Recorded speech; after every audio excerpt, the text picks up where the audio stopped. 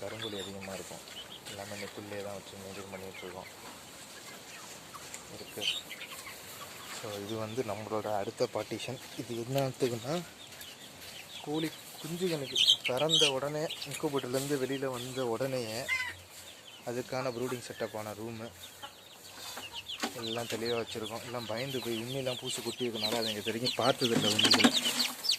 அதனால் பயந்து போய் உட்காந்துட்ருக்குங்க பாவம்.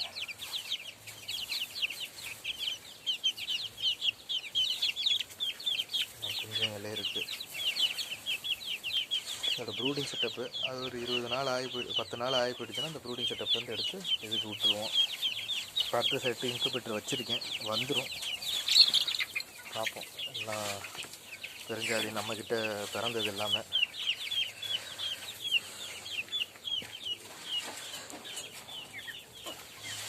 இது பேர்லாம் கீரி, நல்லா அருமையான இருக்கும் வளர்ந்துச்சுன்னா. அதெல்லாம் கருங்கோழிங்க,